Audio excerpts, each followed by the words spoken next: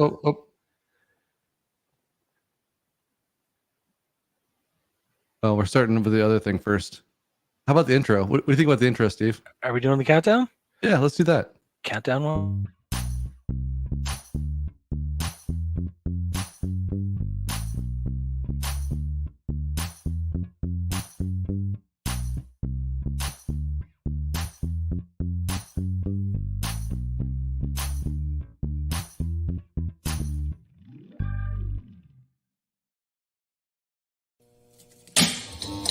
You're watching Analysts After Dark, an underground hideaway where insatiably curious analysts examine provocative project problems, share salacious secrets, and establish a covert network of co-conspirators. Step into the dark with your hosts, AJ Hawley and Steve Jones.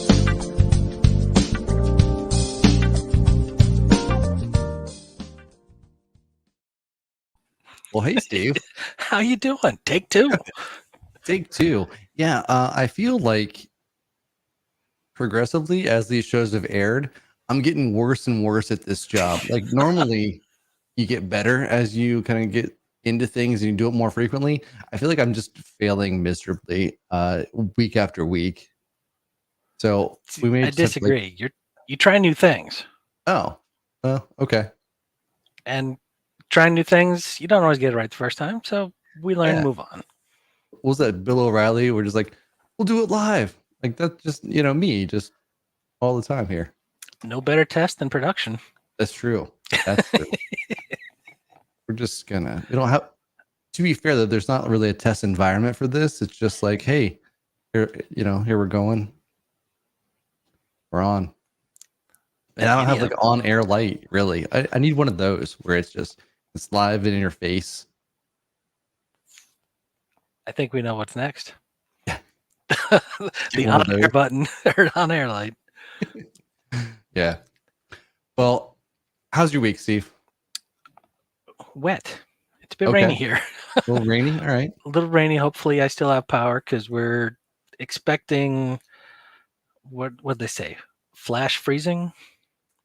So yeah, it's coming anytime now. Are you excited for some of the upcoming conferences? Absolutely. Yeah. This is my first time traveling for a conference besides just driving out to Boston. So I'm super pumped for Toronto and Orlando. I get to go to both. I'm so fired up. I'm excited to actually hang out with you there too. It'd be a lot of fun. You're doing your first workshop, right? Yes, indeed. That's awesome. How's it coming? We're actually in really good shape. We've met a few times, done some work offline, come back together, and just we're building on each other. It's great. And you're doing that with Jen, right? Jen Bedell. So have a good time. I actually did my first workshop with Jen. So we had somebody who it was Jen Forrest. She left on maternity leave and wasn't able to do some of the other speaking engagements that she had signed up for. And so I partnered with Jen on a workshop as well. So you'll get your first experience the same way I did. She's fun. Yes, indeed. I'm super excited and excited to also to get some poutine for the first time. I've never actually had it, but I am really fired up for some poutine in Toronto. Well, I was luckily introduced to a couple different spots, so I'll let you know. Apparently, Smokes is the place to go, and that was not too far from the hotel, so it's like 2 blocks. And I made the mistake of ordering 2 dishes and then I ate them all because there's one thing that you got to know about me is that when I commit to something, I'm in it. And so that's exactly what happened. I ate both of them. That 2-block walk back, I thought I was going to have like a coronary right there, in downtown, but it was fun. So did you go to the base model for one and then like triple pork for the other, or what? Well, I thought it was sides. I thought, like one was sides. I'm like, oh, that sounds like a good side. And then I ordered it's just like the same thing with just barbecue instead of. I'm like, oh, well, now I just look like a fat guy. And then when I ate them, I proved everybody right. So it was great. Yeah. But I tell you what, when I went back to my hotel, I slept immediately, and for the next 5 hours, and it was great. Carb overload. That's right. Well, Right. there's somebody else I'm looking forward to seeing up in Toronto, and that's our next guest. Oh, I thought you were talking about Miss Leslie Hughes. Oh, absolutely, Leslie too. No, Well, I'm excited to talk about DEI and diversity, equity, and inclusion. We have an amazing guest. So our first repeat guest. So this is the first repeat guest that we've had. He was our very first guest on the show, mostly because he threatened me if not. But we'll let him come on here in a second and speak his case. But we've got with us tonight Coach Vic. He's a motivational speaker, executive coach. Let me try that one more time. Coach Vic, he's a motivational speaker, executive coach, and diversity, equity, and inclusion strategist who uses leadership development principles to teach, lead, and prepare people for how to embed purpose-driven habits so that they might one day leave the mediocre ones in the past. So without any further ado, you might say he's a purpose addict too. Oh, that's true. What's up, fellas? How you doing, Coach? I would be better if certain people wouldn't lie on me on live air. I did not threaten you. Oh, it was, yeah. Yeah, it was definitely a verbal, I'm going to make sure that this happens. And yeah, I just had to wait 2 years for, that happened because I was on your show and which is also live. So we can go back and we can look, you know what? One of your favorite things. Let's look at the tapes. Let's look at the tapes. Let's look at the tapes. I want to throw the challenge flag. Let's go back and look at the tapes because I didn't threaten you. We said, and I say we because Shane and I both said, when you do a podcast, you can have us on yours. We'll be happy to support. So when are you doing it? And you said, you know what? I'm going to get back to you guys. Yep. 2 years later. Yeah. And I know Coach was good about keeping you accountable. That was really the whole thing. It was about the accountability part. Most people say accountability is them being threatened. I get it. Nobody threatened you. All I did was ask, how's it going? Stop threatening me. Yeah. He came to my house, actually. Just showed up. Stop before people believe that we live in the same city. Like people will actually believe what you're saying. Yeah.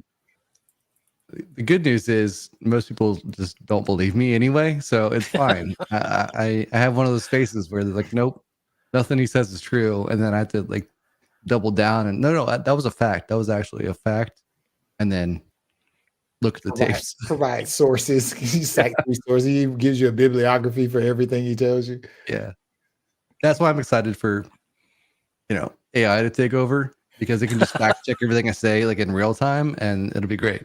I'll just have like a little screen that I wear and then it's just fact check. Boop, boop, boop. Yeah, but if you're controlling which version. What'd you say, this is the 2015 version. Yeah. This is the data that it's based on. It's outdated. I did see a tweet a while back that said, I wish there was like a course that you could take that reteaches you all the things that you learned as a kid, Like if you go swimming 30 minutes, you have to wait 30 minutes, after you go swimming. Nope, after you eat, you go swimming. There's a thing in there, swimming and eating. Yep, that thing. Sounds like it's not a fact. Like sounds like I need a fact check right now. Oh, yeah. But it is. It's at least 20 minutes.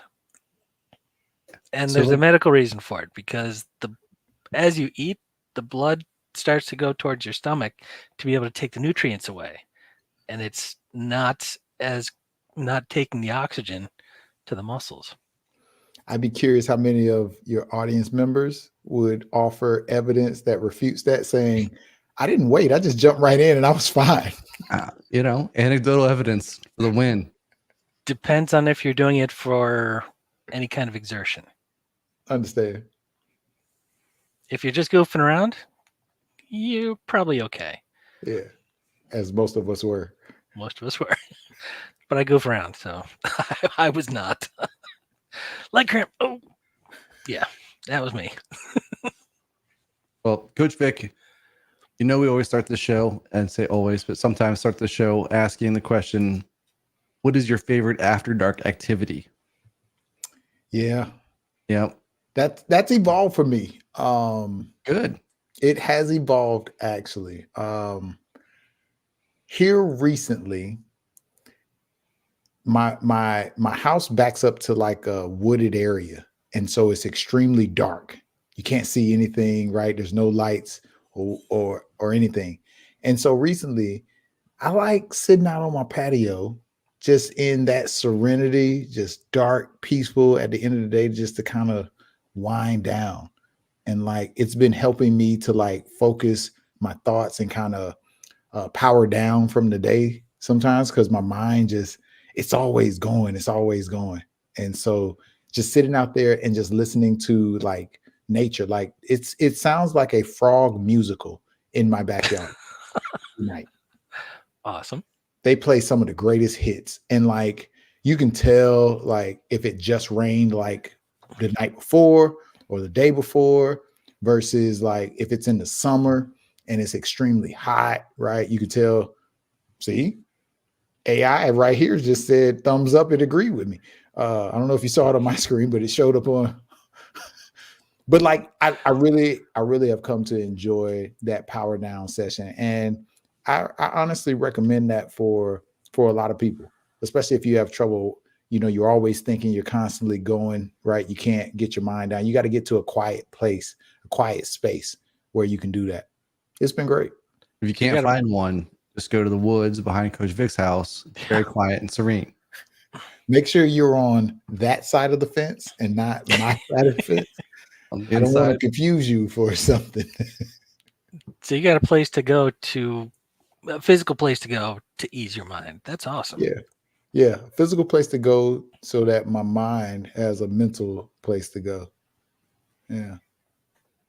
Nice. So I have on our back patio. I like it when we just had this for the last 3 or 4 nights. There's a full moon. And so when the full moon comes out here, at least where I'm at, if it hits like 11, 12 o'clock, I get a shadow. And it's so cool seeing like a shadow at midnight. And you've got that's so weird because you wouldn't expect that at all, but it's really intense. Shadow. Cool. So for you two gentlemen, has your favorite after dark thing changed or still the same? Mine again is sitting right there in that chair, glass of scotch and some music.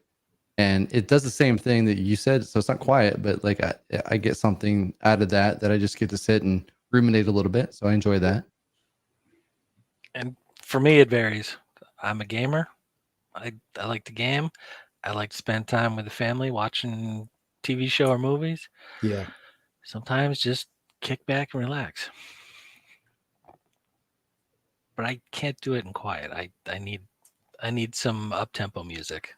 My day during the day feels like chaos most days. And so like I try to get away from that so that I can disconnect. And I mean, now that I think about it, like my second favorite thing is to shoot pool, and I'll do it by myself. Oh, nice. And so there's noise there, but it's just me focused on this one thing, right? Versus like during the day, I'm thinking about this and doing this while thinking about this and then doing this other thing. And so it's always all over the place because I'm either in coaching sessions or in meetings, and it's just nonstop. So I try to create a space that's totally opposite of that. So do you ever worried about getting caught? Getting caught? Yeah, shooting pools. No, I never worry about it. I mean, that's good. I'm real smooth. I make sure that I'm always shooting from the corner. Yep. Always hitting the target, and so it usually never gives me away. So speaking of other things that have changed, your role's changed since the last time you were on here. Yeah. So, like you said in my intro, part of one of the hats that I wear is a DEI strategist, right? Diversity, equity, and inclusion strategist. And so a lot of my work and my coaching and working with clients has been leaning pretty heavily in that realm. Right now, there's quite a few organizations who did a great job the past few years raising awareness. And now they're focused on how do you transform that awareness into action, right? You hear people talk about the frozen middle or magic middle. People use that term to describe individuals and especially leadership who's stuck or appears to be stuck and not looking to advance this kind of work, especially as you think about what's happening, upcoming election and the climate around DEI initiatives, et cetera. There's so many signals that might be unintentionally signaling that this work is not important. But at the root of it, we're talking about ensuring that our people feel good about coming to work every day so that they can show up and give their best effort, right?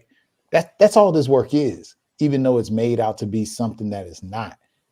This work always existed. It's just once it got a name and once it got a definition, that gave people permission to have a dissenting opinion.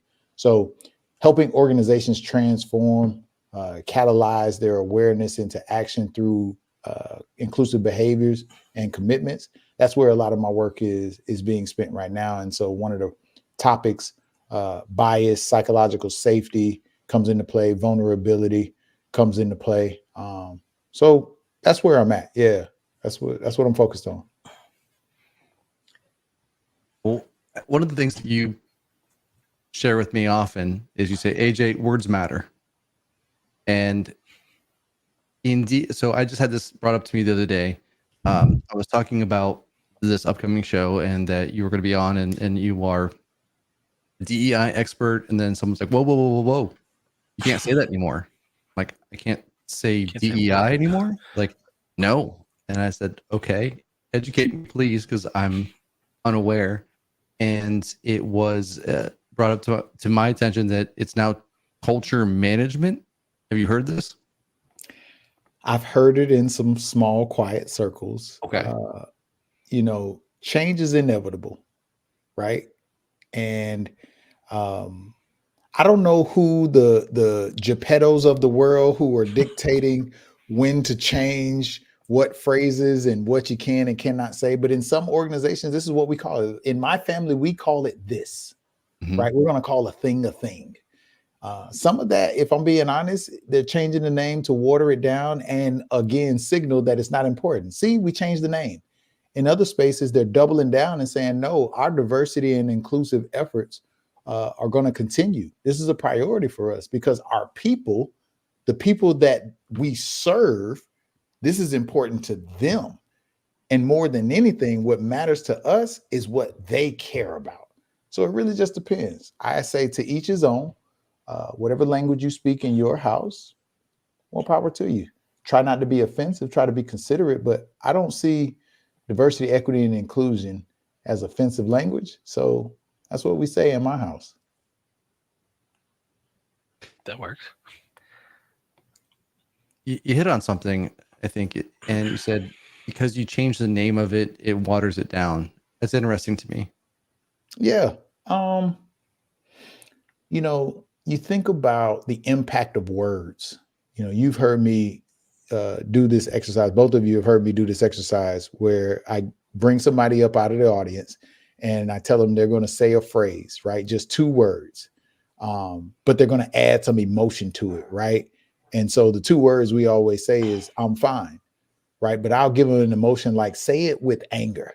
I'm fine, right? And the audience, like clockwork, guesses the right emotion attached to it every single time, right? So potency, right? Tonality plays a factor. And so if we're talking about the importance of diversity and the role it plays in the workplace or in our communities, if we're talking about equitable outcomes for all, right? If we're talking about being inclusive and considerate of others so that they have psychological safety in their various spaces so they can show up as their authentic selves, why do we change the name of that to culture? It kind of loses that punch that it had, that emphasis, that intentionality. And quite frankly, if the world didn't need to be more inclusive, I could see the need to no longer use those phrases. But quite frankly, there's still a need in many different spaces where we still have some intentional work to do. So as long as that opportunity still exists, then I think we need to call a thing a thing. And as you said, bias shows up everywhere. And the idea for bias and analysis, if we're not being inclusive in the stakeholders that we're talking to, we can be missing key contributions, key perspectives that lead to one, identifying the real problem. So I'm talking business space within a work product. So if we don't have the right problem identified, our solution is going to be lacking. Absolutely. So like, first let's define the thing, right? Let's lean into bias. So bias, I mean, at the simplest form, we're talking about a preference, we're talking about an inclination, could easily be a prejudice even, that sometimes is so ingrained, it's systematic, or it consistently shows up to deviate from the reality or from a true value of something, right? So a lot of times where you see it, and honestly, I've been working with some data analysts. I've seen it show up in decision making. I've seen it show up in skewing the results. It's created unfair outcomes. It's impacted the way information was collected and even interpreted, right? And even then sometimes presented, right? So you think about what bias is, it's having those prejudices, and sometimes it's implicit where you don't even think about it. Like it's so automatic, meaning if I say peanut butter, does your mind automatically go to jelly? AJ, I'm pretty sure for you, no. I'm pretty sure. Wait, why? See? Well, why me? Because my bias between the two of you is that you're the one who's odd and off. And I'm sure your audience believes the same. I've seen the comments. Okay. And I'm a PB&J making pro. So see, everybody knows that. Okay. For me, it's ants on a log. Peanut butter with raisins and celery. See, he does something a little bit different. Celery just ruins it. If you It said ruined it. A vegetable? Yeah. Well, celery is the worst vegetable that exists. I don't know if it's the worst, like but it's definitely towards my bottom of the list. No, it's the worst one. Like it's the only one that you eat that you actually burn more calories than you get. You know, it's like the treadmill of vegetables. It's the treadmill. That is a very, very good visual, sir. Kudos to you. Of vegetables. Kudos to you. Well, I have a question to your peanut butter thing. So when you say what's the first thing you think of, my question is it crunchy or creamy? Because like that's where I need to talk about this, because I need to know if you're in my camp or if you're not. Well, I'm creamy. See, I knew it. This is why we can't get along, man. This is exactly why. This is why we have problems. Yeah. I knew you were a crunchy guy. I knew it. Man. Basically, I just want peanuts that have been smashed a little bit. Like that's all I want. You complain about the work that celery does, but you want to chew your peanut butter. Right. No, celery's like it's all stringy stuff. Anyway, I feel like we're digressing. Just a little. Just a little. But it's about bias. I'm waiting to hear where this is going. But and you know what? Honestly, this is actually a great example for this conversation, like, and bringing it home and making it real for people. Let's go. Bias can be any preference. So your preference in hearing peanut butter or how you like your peanut butter is totally different than mine or the next person. And so just being aware of that reality, that more than one thing can be true, is enough to mitigate that bias from creeping in and impacting the outcomes that we desire, the untainted outcomes, I guess I should say, especially when it comes to our work. Does that make sense? It does. I mean, if you think about in this kind of silly example, if I'm thinking about people that have to eat crunchy peanut butter, like now I have to think about some of the conditions that might make that more difficult, right? If you have physical conditions that would make that difficult, if you have dentures or something like that, then now it's like, well, it makes it a lot harder to eat crunchy peanut butter. If you got summer teeth. You got what? No, do not. It's a train that we're just going to leave in the station. I learned that one in Texas. Oh my God. Got it. Understandable. Yep. I'm trying to keep you employed, Coach. I appreciate that. Thank you so much. See, worried about me. Everyone's worried about me. And then Steve comes out here and throws wild cards. He's so unsuspecting. That's what it is. You expect it out of me. Absolutely. And you deliver every time. This is true. Sometimes also Steve. And that's the one that throws everybody. Yeah. Well, there's a documentary out, and it's a couple years old now, but it's called Coded Bias. Have you seen this? It's on Netflix. Did. After you recommended, I went and watched it. Oh my goodness. So good. So good. So if you haven't seen it, Steve, it's about there's a woman that she worked for MIT. Yep. And she was studying how like AI and AI models, and she wanted to do some facial recognition stuff. Well, what she found was that certain people's faces were kind of overpopulated or over prominent, and then other people's faces weren't. And then she kind of tried to figure that out, and there was a whole series of additional like bias that's built into code just because of the availability of images and certain pictures and so on. So, Coach, you mentioned like some of the systemic things was some people had more access to cameras than others, and so there was that, or it was culturally different to post pictures than in one group than it was in another group. And so it's just really interesting to kind of see how that's just built in without anyone even thinking about it. Yeah. I mean, we all have an affinity bias, meaning we all have an affinity for people that look like us. And when I say look like us, I mean, not just in the physical representation or presentation. I'm talking about athletes look for other athletes, analysts look for other analysts. If you came up in a diverse population, a diverse community, you want to find typically a diverse community to then raise your kids in, right? We all have these different affinity bias. And so looking at that show, Coded Bias, it was really pointing out how systemic bias can actually happen even inadvertently, unintentionally. Like the people who built the system in the beginning built it based on their lived experiences, right? And so again, more than one thing can be true at the same time.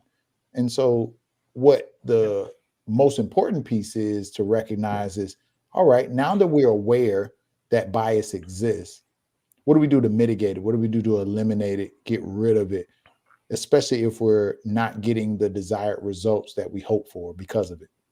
Can I ask one question? Yeah. Do you think that we could ever get rid of it?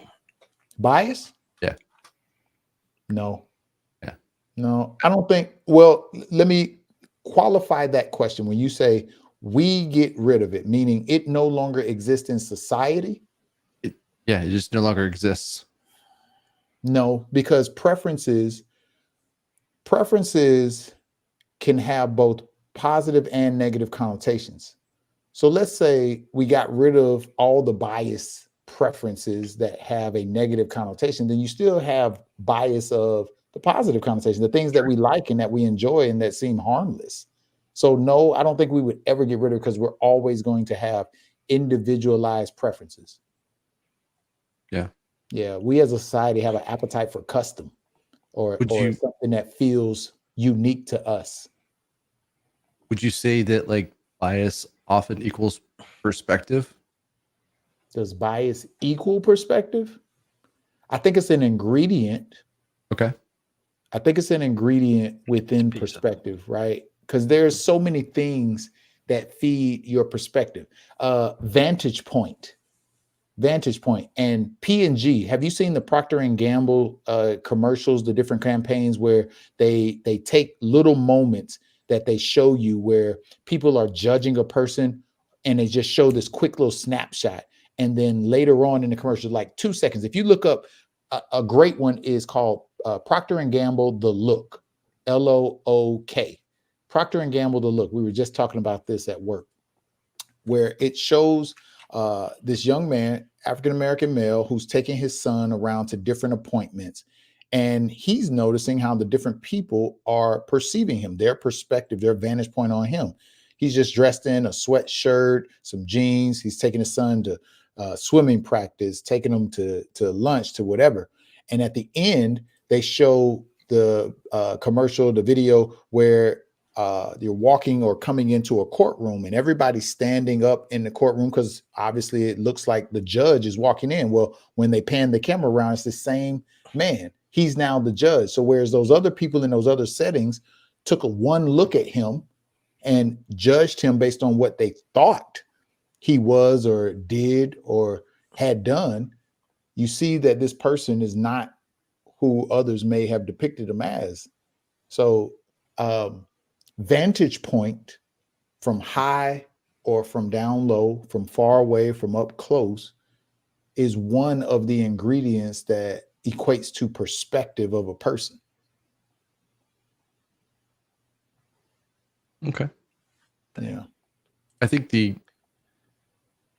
real life scenario that I can think of off the top of my head is the reason that Mr. T's name is Mr. T. And it's because the first thing that comes out of someone's mouth is Mr. So it's a sign of respect. And so it's true. So he said that's why he named himself Mr. T. To 'Cause you had to ensure that he received respect. Yeah, because you had to show him respect first. You had to call him Mr. You sure did. Hot dang. Didn't Yep. know that. Yeah. That's Fun fact. That's genius. As Yeah. a matter of Yeah, fact, the- that's genius. And that goes back to intentionality. So Very his true. his way of getting respect was by changing what he was called. So, okay. Can your perspective of a person change based on their behavior, regardless if their name starts with Mr. and commands it? 100%.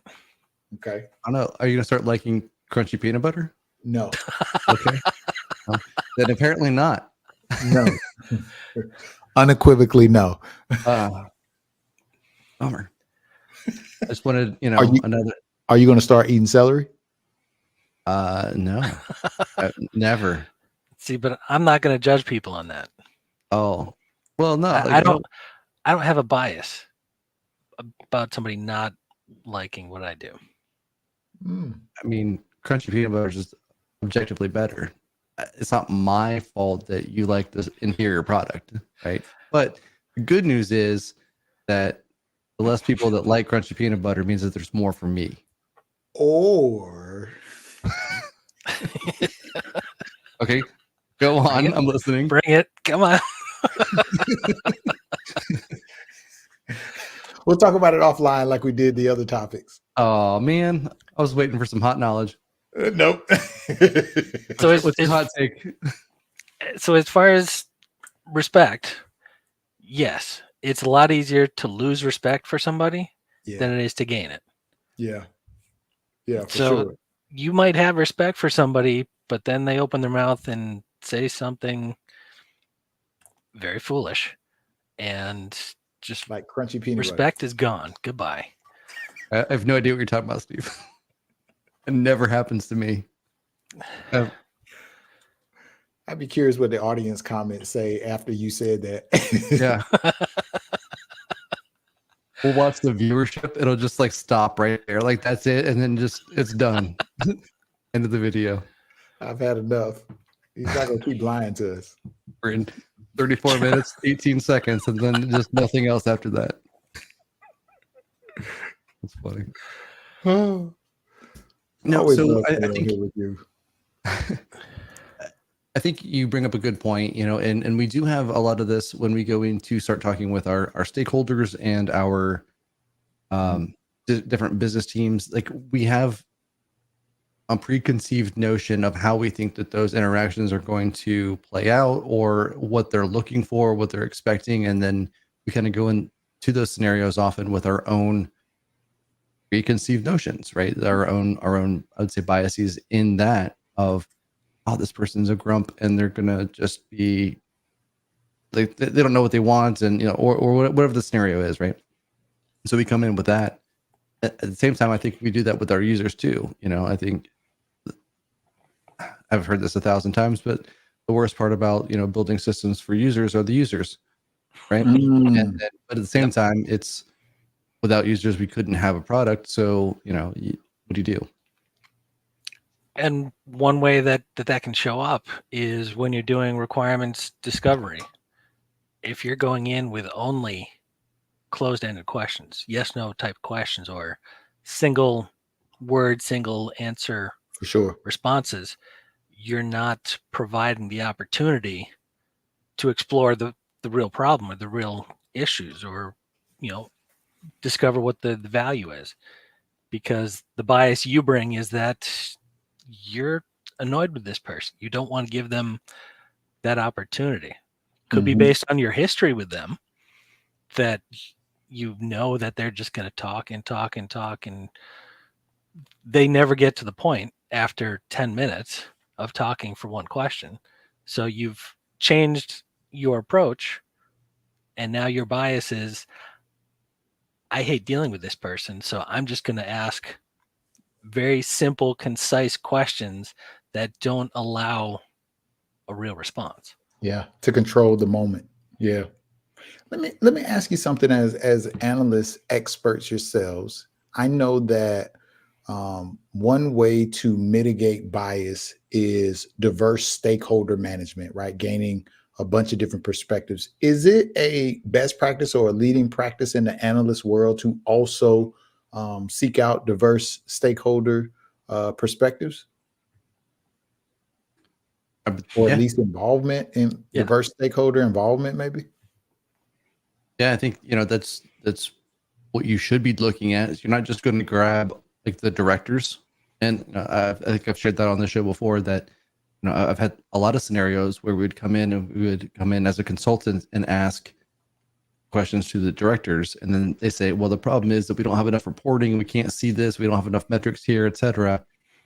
Then you talk to the end users and they're like, and I'm copying and pasting from all over the place. I'm using 17 different systems to do my job here, so I can't even get to metrics because I can't do my job as it is, let alone give you additional stuff. So I think, if you talk about vantage points, you have someone from the top looking down and someone from the bottom looking up, and then you're kind of in the middle going, well, the truth exists in both of those scenarios. How do we make sure that we're coming up with a solution that works for both of those? Yeah. I would imagine, though, the challenge is, for some people, some analysts, or you're in a situation where you're analyzing what to do to inform a decision. The one of the challenges I could foresee, that I would even say that I've experienced myself, is what's the right amount of diverse perspectives and stakeholder involvement to inform, the next step or steps within the process. Like, what's the right balance of perspectives from the top? What's the right balance of perspectives from the bottom? 7. You said 7? 7. What? We talked offline about fact checking. Do you have resources? No. Okay. Yep. 7 plus or minus 3. That's the formula for all analysts. Please put in what the formula is for balancing diverse stakeholder perspective. And actually, that answer wasn't for your question; it was for a different question. But that is the answer. So he's just throwing out random answers to random questions. Internet. No, it was a random answer to a specific question, just not the one you asked. Got it. Okay. Okay.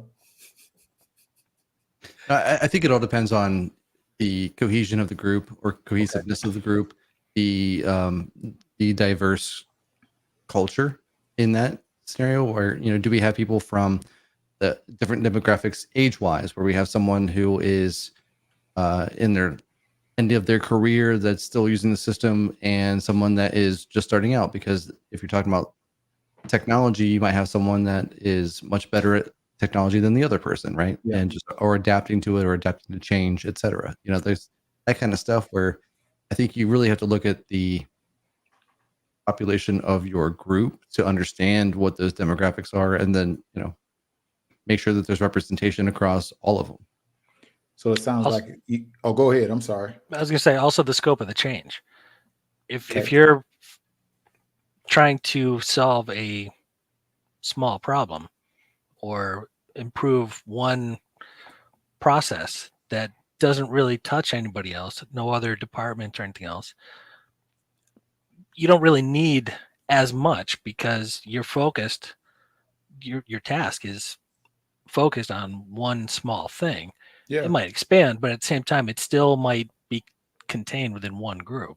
Yeah. So that's why there is no singular answer of unless it depends, which is the BA answer for everything. Because you ask us a question, we can come up with scenarios where the answer will differ depending on what we bring in for the context. Okay. That So makes the sense. the bad box is basically that. It's just a whole book that says depends.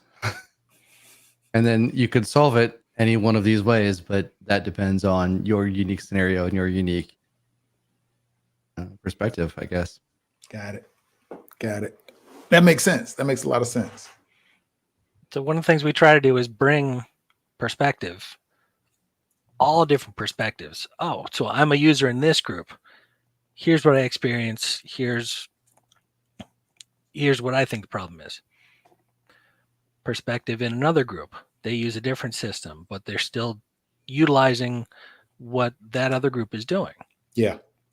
So it depends is the answer, because there's always some factor that will influence what you get as an end result.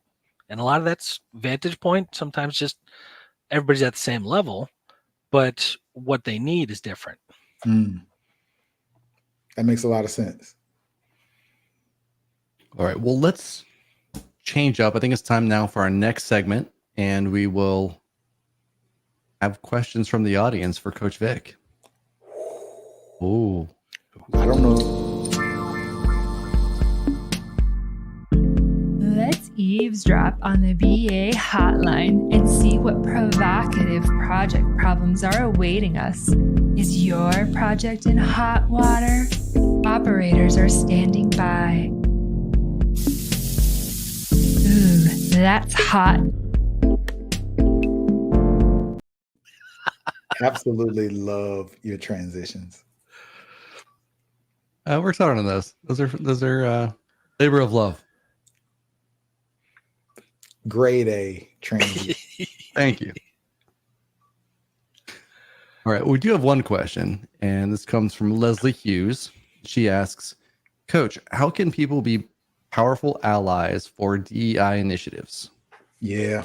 This is a great question that often comes up, and it's first understanding the power of allyship. And to oversimplify allyship, we're talking about supporting other people just because it's the right thing to do, right? Your gut tells you it's the right thing to do. So how can you support D&I initiatives?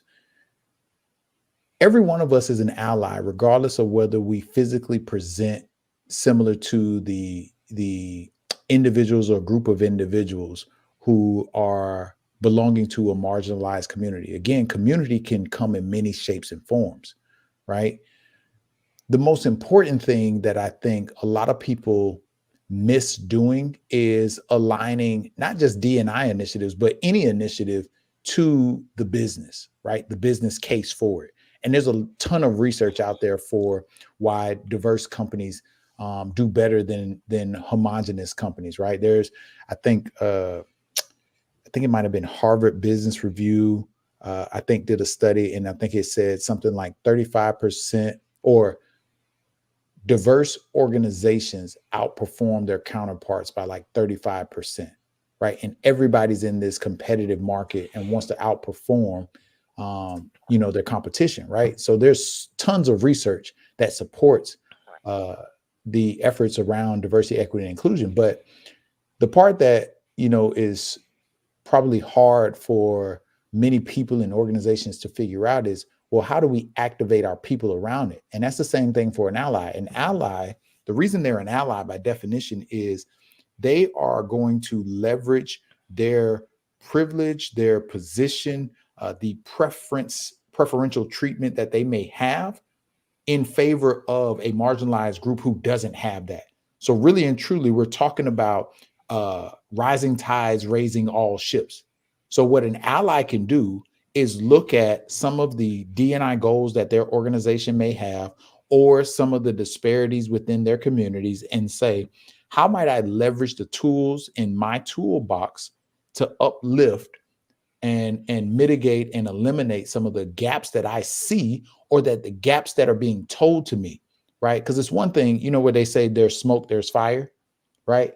So if one person says, hey, people who look like me are getting treated unfairly, you might dismiss it. But when multiple people are saying similar things, at some point you got to start believing them, regardless if you've had those experiences for yourselves. I'll say this last point to draw an analogy and a connection to what I'm saying. So I once had a manager who got curious enough to lean in and learn about my experiences as an African-American male in America. And I appreciate him doing that.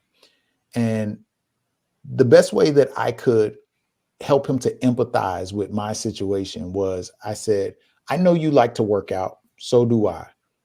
You probably, before you go work out, think about the clothes you're going to wear, right? Let's say you're going to go for a jog around the neighborhood.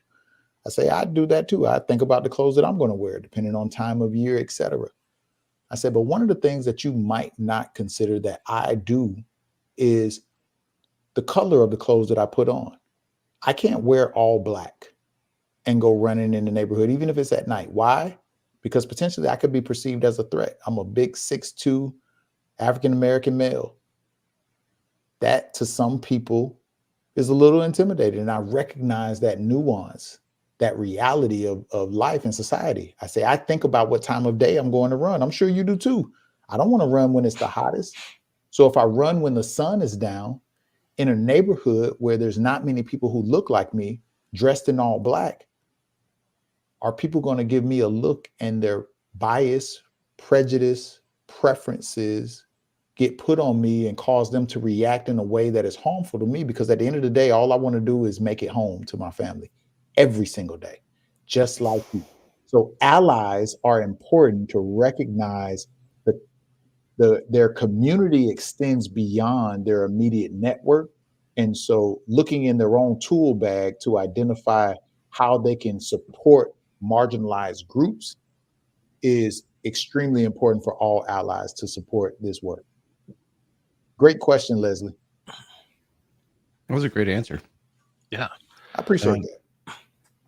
So I have a follow-up question on that. So in the work environment, if you're trying to reach out to others to raise them up, but then management steps in and says, no, you can't talk to them,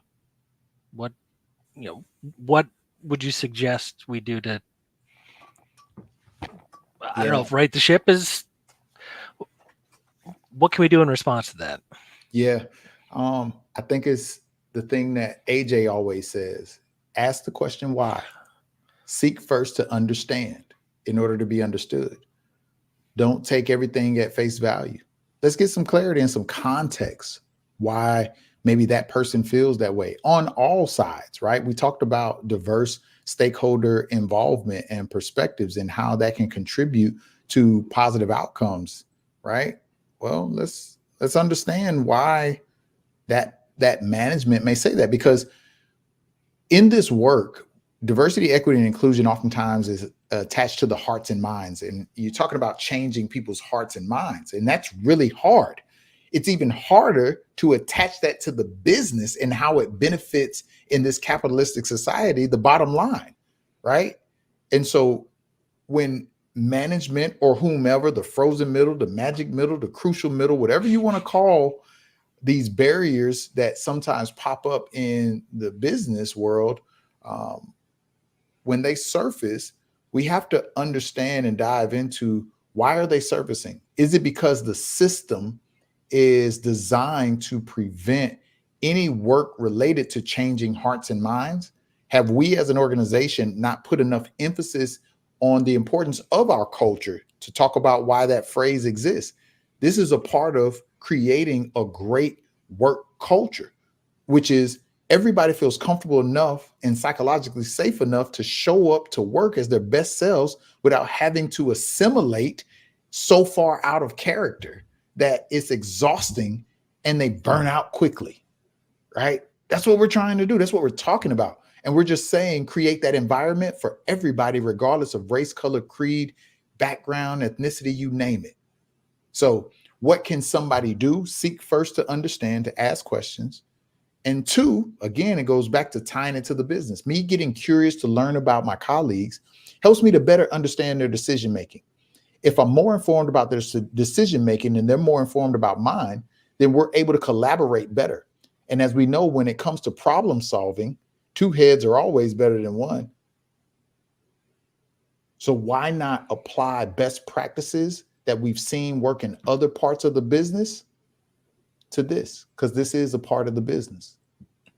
So when you're trying to raise somebody up and you're told no, bring out Mr. T on them. What are you talking about, fool? Bring out Mr. T. That's right.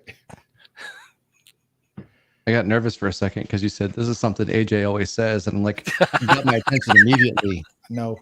And then I was like, uh-oh, what's going to happen now? I know. We feel that way every time you open your mouth. Yeah, that's fair. Yeah. That's fair. What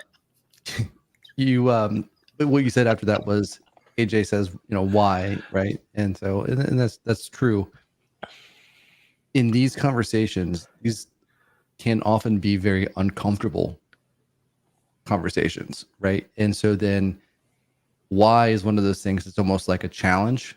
Yeah. And so when you say, I feel this way, and my gut instinct is to ask you why, I think that there has to be some trust in that. Understand, like, I'm looking to understand it from your perspective, because I'll never have that perspective, right? Yeah. And so then there's got to be like good faith acknowledgement, I think, on both sides of that conversation, to say there's someone here that's trying to learn and not trying to take advantage or to put down or something like that. Like that, it's hard to ask why in a way that's like, I'm not trying to be a jerk. I'm just trying to understand so that way we can get through this problem together. Yeah. And how you say it makes a difference too. Absolutely. Why? Absolutely. Sure. That is absolutely a fair point on both ends. And so, like, when I'm working with leaders, oftentimes communication comes up, right? And I like to say effective communication. It isn't about what you say as much as it is about how you say it. It's just like the exercise of I'm fine, right? Yeah. The same thing with why. Tonality plays a huge part. Context plays a huge part in the outcome of many different situations, especially interactions in the workplace, just out in society, right?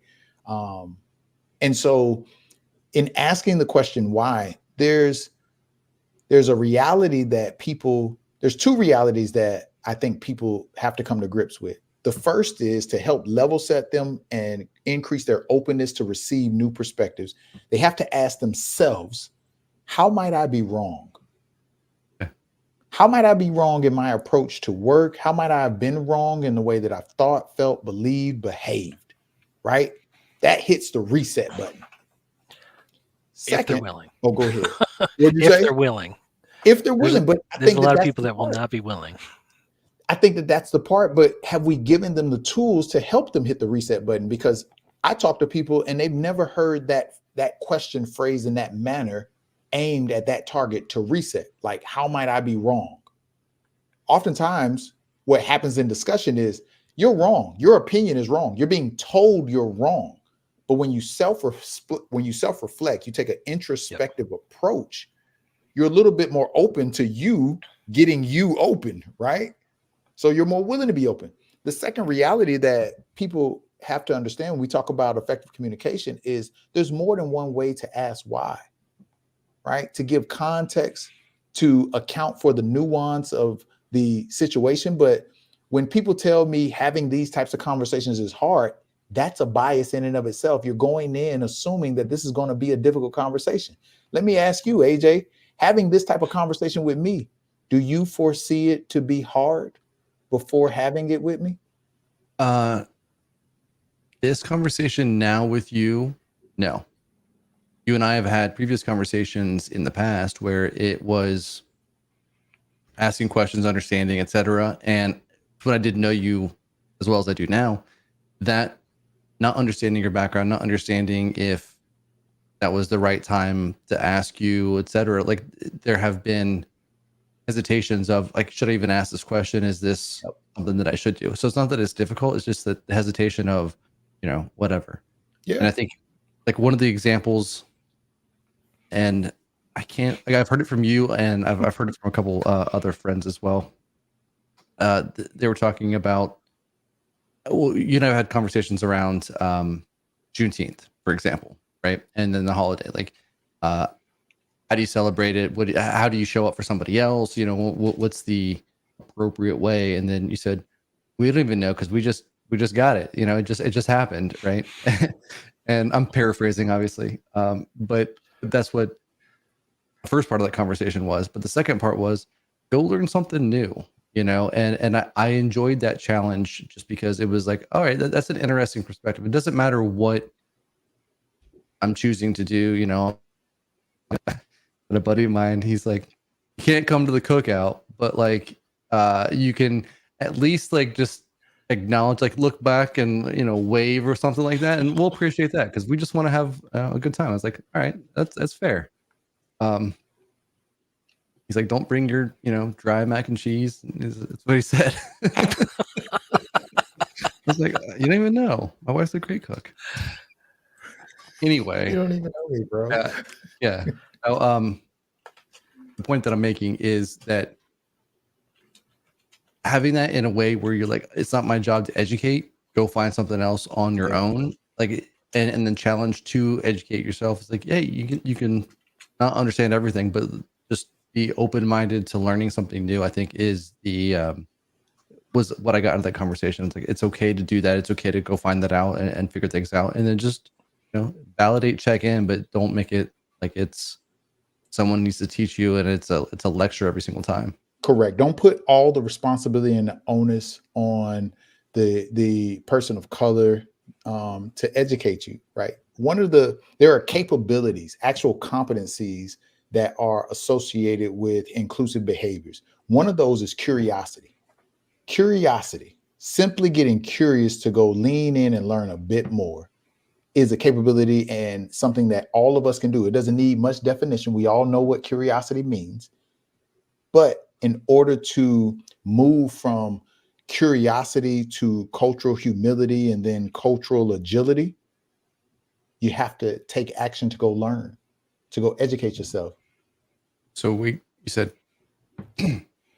cultural humility, and then say that last part. Cultural humility and cultural agility. So you first get curious to want to lean in. Example, you say, hey, in that first conversation, I'm not sure how to ask this. It's a little uncomfortable for me, but I'm going to ask it anyway. Sure.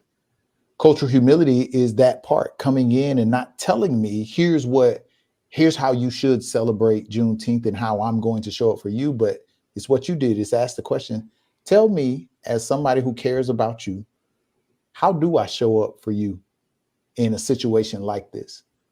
If you take race and ethnicity out of that, just asking that question, hey, because I care about you, how do you want me to show up for you, is the same thing we should do for the people that we love in our household, our friends, our communities. So again, that's why I say that this isn't new. This isn't this extra thing. It's how we live, breathe, and interact with each other, right? That's cultural humility.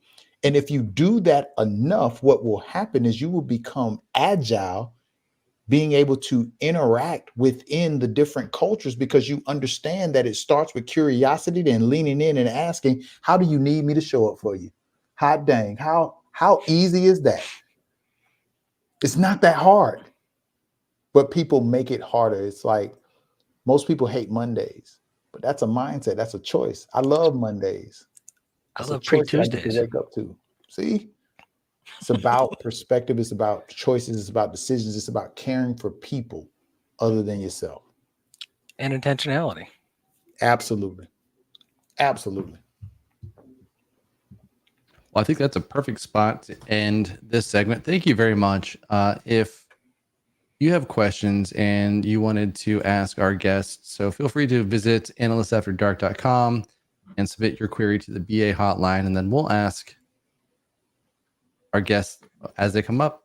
So I truly appreciate this conversation, man. This was such a rich conversation, and we only scratched the surface. I appreciate you having me back, being the first guest and being the first return guest. So I hope that there are more return guests, because what you guys are doing here, honestly, is helping. It's driving impact, and it's, I mean, a downright good time. I'm not going to lie. I always enjoy this. We love talking to you, Coach. We still have one more segment yet. I know. And then we wrap up, but forgive me then. You just made my day. Perfect. Well, let's figure it out. And now it's time for BA Confessions.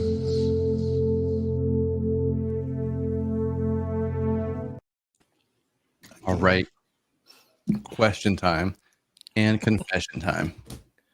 So this one's probably one of the conversations that you don't really want to have a confession for. When you messed up, inclusivity. And so I have one, and I've used it before, but it's in the realm of this kind of situation. Okay. Working with a company, and we redid their mobile site, and we had deployed. We are 1 week away from actual deployment, and someone's like, "Hey, did we check to see if this is ADA compliant?" And the answer was no. So we had to go back in and rewrite a lot of the elements, change some of the graphics, change some of the ways that we had words on text, etc., to make it more compliant, so that screen readers and things like that could pick it up. So, we talked a little bit, and we asked earlier, how can EAs be more cognizant of bias? I feel like those are very easy ones, because we're working in technology all day. Like, those are very easy ones to have more accessibility built into the tools and the things that we build.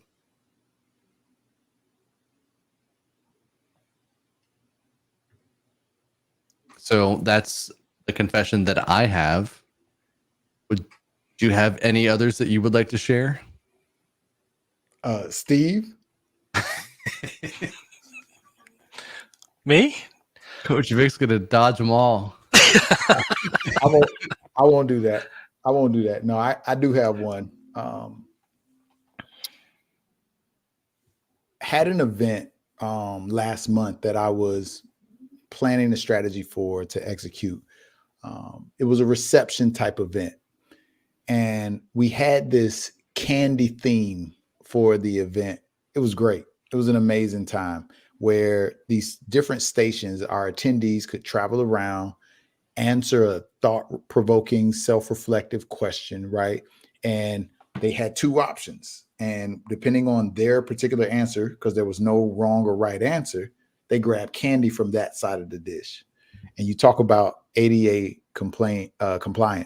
Well, the tables were tall. They were tall tables. And it wasn't until we got into space to realize how tall they were that I'm looking around the room and I go, if someone is in a wheelchair, they're not going to be able to reach what's on that table. Mm-hmm. and we were too far in with the reception starting in 30 minutes to be able to find or source replacement tables for the activity.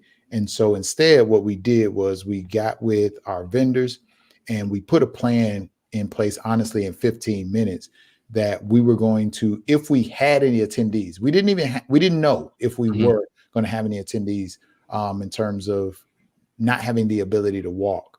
Sure.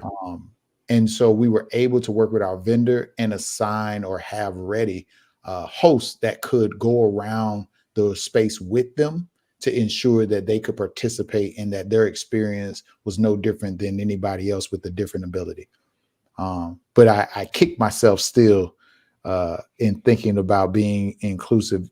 And I think it's a great example to remind people that you have to give yourself grace. You are not going to get this right 100% of the time because we are such imperfect creatures. And so trying to take my own advice, I have to give myself grace when I do reflect back on what I consider a misstep. But all it takes is one time because you learn from it. Mm-hmm. Yeah. Some people, it takes more than once. But as my dad would say, sometimes it's not about when you get it, as long as you get it. You get it. Yeah. Well, that was actually a better one than mine. I feel like I came out and then you just you went up to me. Well, I tried to skirt around it and then you called me out. And so, I could keep mine in the holster, but my parents, they named me Victor. They said play to win. And so nice. I like that. You should put that on a shirt. I've been saving that one. Yeah. How do you know I don't have it on the shirt? I don't. But that'd be good. Yeah. Well, thank you. I appreciate you sharing. I think that, we don't always get analysis right, and we are built from our own mistakes, right? So testing in production, kicking off a live stream, either 20 minutes late, 20 minutes early, doing it and then not forget, like whatever it is that you're doing, we have confessions for pretty much anything that we do, or at least should, because if you're not messing it up, you're not learning, you're not growing. That's right. So that's right. So thank you, Vic. If anybody else wants to share their confessions or maybe something else that has gone wrong on projects that they've been working on, feel free to check out analystsafterdark.com to submit your own BA confessions. And that takes us to Lounge is closing up shop. It is time. So Coach Vic, thank you so much for being on the show. You've absolutely enlightening in a lot of different ways. So we appreciate your candor, feedback. Yeah, this is a great conversation. And you said you are the first one back twice. So it's gonna be good. I think we're gonna have we got some other guests coming up that will be a lot of fun. We've got some other ideas that we're working into, maybe even doing Analysts After Dark live. So maybe. We're working on it. So Steve and I will be in Toronto and Orlando together. So we're going to try to see how that plays out. It's going to be one of those really, really weird scenarios. We're just going to shove in mics in people's faces, or we have it all planned out. We don't even know. Okay. I don't know yet. And maybe you can help us out in Toronto. I absolutely will. All you got to do is say the word. You'd be the third time guest, like he's back 3 times. Like, I just run this show, or like, what's going on? I mean, at some point, you might as well just put my name on the show. All right. Well, this is Analysts After Dark. Thank you for watching, and remember to stay curious And stay positive. Thank you very much. Good night.